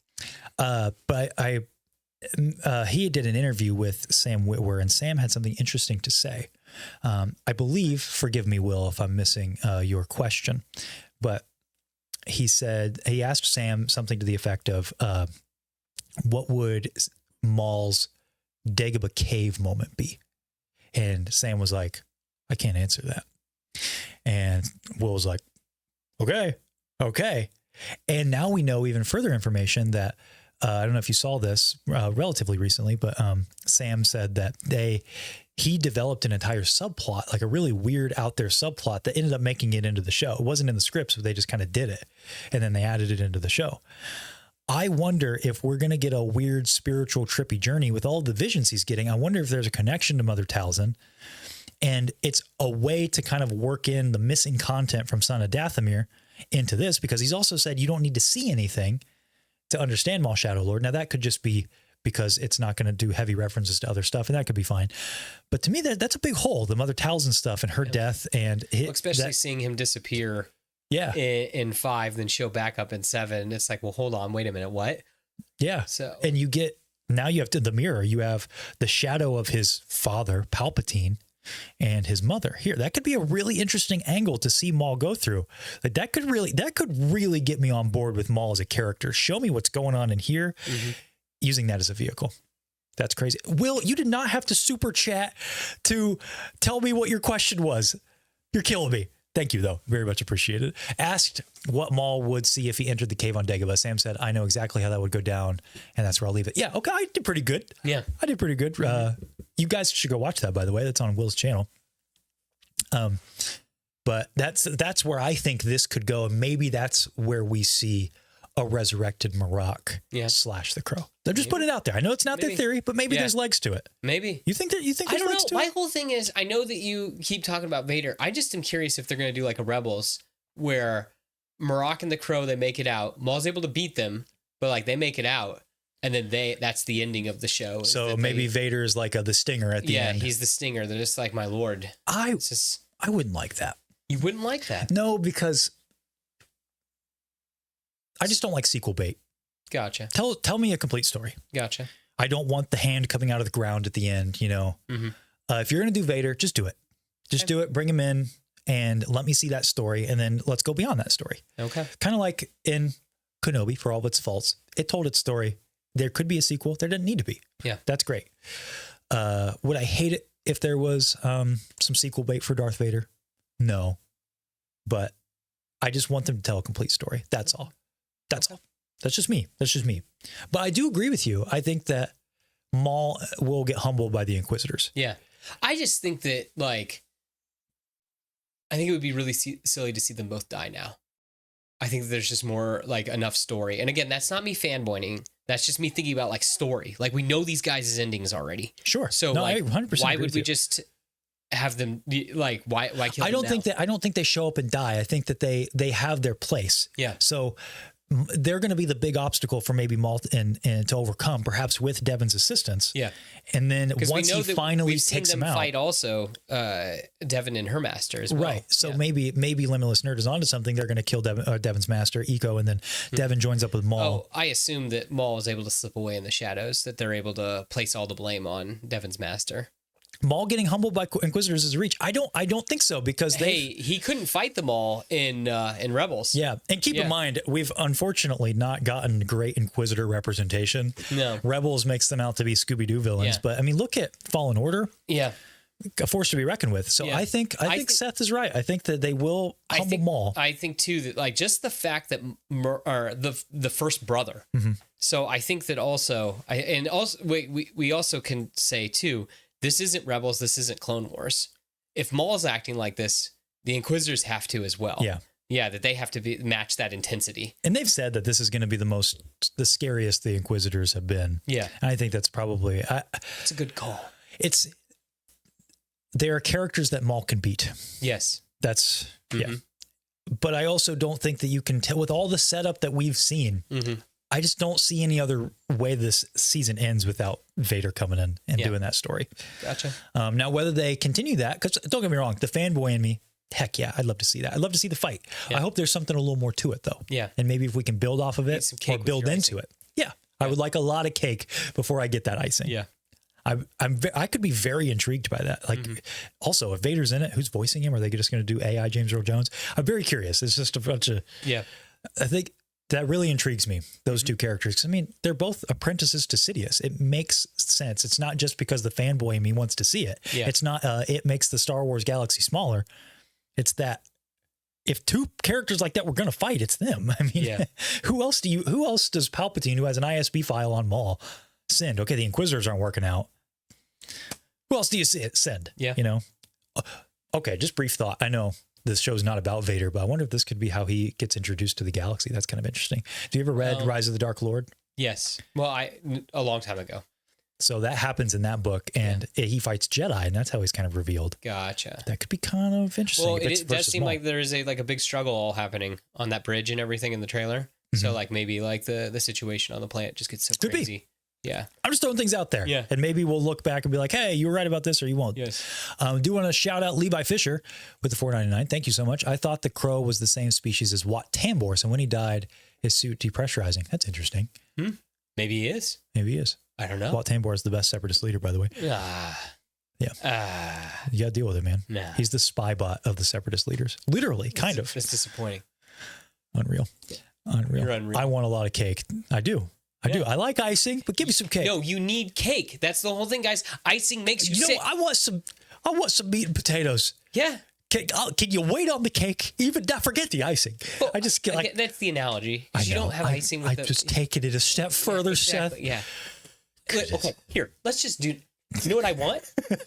I want the pizza rolls to be in the air fryer. Thank you. Yeah. That's the whole thing. I don't want microwave pizza rolls. Yeah. Give me air fryer. Microwave pizza rolls are still good. They are good. If the air fryer is an option, why aren't we using exactly. it? Why not use the air fryer? Oh, I didn't realize that it's like, why wouldn't we use the air fryer? Goodness. Oh my goodness. Cream cheese frosting all the way. That's it. That's all I want to see from the show. Exactly. Yellow cake chocolate icing. Yeah. That's my favorite. Will Maul immediately know Vader is Anakin? Will he figure it out at all? That could be an interesting angle. I mean, that's what I'm saying. But that's really like going into like that's not the plot of the show. Yeah, I don't want it to go too far into that. Because he does know in Rebels, I can't face Vader. Well, the only reason I might like that is because it's a full circle from his conversation with Ahsoka. Yeah. That could be cool. Like maybe he's starting to get the up on Vader a little bit. And he calls him Skywalker or something. Vader's like, no, we ain't doing that. Yeah. But I don't want to go too far into... Like, I don't want this to be the Vader hype and aura show. Yeah, that's yes. I think he has an opportunity as a character to be involved, but unless it serves the story, I don't want him to steal too much from Maul. Yeah. If this is going to be his story, that's all. That's all I'm saying. Will, and if it's ice cream cake, huh? Hey, you know what? As long as I get my meat and potatoes, I need my vegetables, and you guys need to eat your vegetables too. Okay, we can have our Maul way fights. Yeah, I'm with you too. If you would have asked me this a couple years ago when they did that for Kenobi, I'd been like, yeah, but with how prolific AI is now and how unethical and so much, I don't know. I don't know that I want it either. I saw someone mention Matt Sloan. That'd be cool. Does he still do Vader's voice? I don't know. The guy from Robot Chicken's not bad. Yeah. Yeah. Yeah, that could be fun. Yeah. I don't know. So there you go, guys. That's Maul Shadow Lord episodes 1 and 2 so far. This is, gosh, I keep doing that. I keep bumping Seth's cam. Get back over here. Gosh, you got to deal with me for a minute because Seth doesn't like Spybot, Mountain Dew, or Maul. So just remember that every time the camera's on him. It's been really fun. It's nice to have new Star Wars. I mean, more than just having new Star Wars, it's nice that the whole community is having fun right now. I really like that. Gosh, we needed that as a community. And I'm proud of you guys. I am. You out there, Quinlan, I'm proud of you. And all the rest of you guys who are having a good time, just having some fun with dumb, goofy space wizards and crime shows. And just feels fun. I'm very happy with that. So, you excited for episodes 2 and 3? Yes. 3 and 4? Yes. Oh, definitely. I'm ready to see where this takes us. Yeah. Yes, because now, we're now initiated. Exactly. Let's see where this goes. See where it goes. Yes. Guys, thank you so much for being here. Don't forget, we have more tier list madness yet to come. And on Sunday will be our charity stream bracket. Come out, win some prizes. And if you need to submit your own bracket, please go do that. I apologize, I didn't link it in this video, but go to one of our recent tier list madness videos, the helmets one, or the costume one. First link in the description will take you to a Google Drive folder where you can see the rules for the bracket and the bracket itself. If you want to submit one to get yourself entered in for some cool prizes. What's the charity? TBD, probably St. Jude's. We have a couple things we're looking at with that. So just be on the lookout when we get that going on Sunday. Sunday, 6:30 PEST. I believe we'll see you for some pop culture villains brackets. We'll see you for some madness. And of course, next Friday, we'll see you for some more Maul Shadow Lord. Thank you guys so much for watching. BTDS out.